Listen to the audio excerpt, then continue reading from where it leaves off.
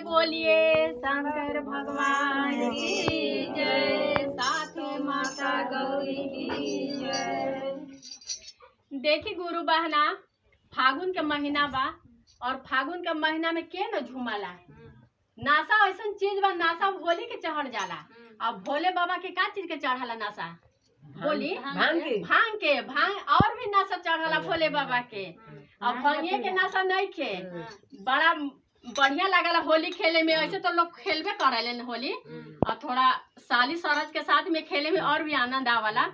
तो सुनी इस भजना में कुछ ऐसने बाही, तो तनी जोर से तालिया बजाए, ताली बजाए तो अच्छा लगी भजन के गावे में। ताली लगाइएगा। शुरू करी। कैसे गुरु बहना? ये नहीं करे तक भांगिया के नासा चढ़ी गईले हो, शिव गुरु चढ़ते फागुनवा। भांगिया के नासा चढ़ी गईले हो, शिव गुरु चढ़ते फागुनवा। चढ़ते फागुन भांगिया के नासा चढ़ी गईले हो, शिव गुरु चढ़ते फागुनवा। भांगिया के नासा चढ़ी गईले हो, शिव गुरु चढ़ते फागुनवा। चढ़ते फागुनवा, शिव गुरु चढ़ते फागुनवा। चढ़ते फागुनवा, शिव गुरु चढ़ते फागुनवा। भांगिया के नासा चढ़ी गईले हो, शिव गुरु चढ़ते फागुनवा। भांगिया के नासा चढ़ी गईले हो, शिव गुरु चढ़ते फागुनवा। चढ़ते फागुनवा, शिव गुरु चढ़ते फागुनवा।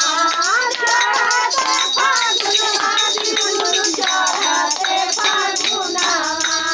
भांगिया के नासा चढ़ी गईले हो, शिव गुरु चढ़ते फागुनवा। भांगिया के नासा चढ़ी गईले हो, शिव गुरु चढ़ते फागुनवा। तो देखी शिव गुरु के काने के भाव है। अब शिव गुरु के भांग के नशा चढ़ल बा, तो लड्डू और पेड़ा खिया तो शिव गुरु मनी है खाए नहीं खाए। तो शिव गुरु का खाला खोजी था लड्डू और पेड़ा बोल के मना हूँ ना भावे। लड्डू और पेड़ा बोल के मना हूँ ना भावे।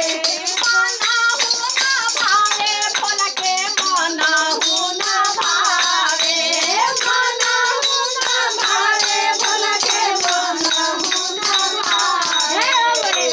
गौरव भैया से काफी सहयोग था। हरियारा भांगिया पियवा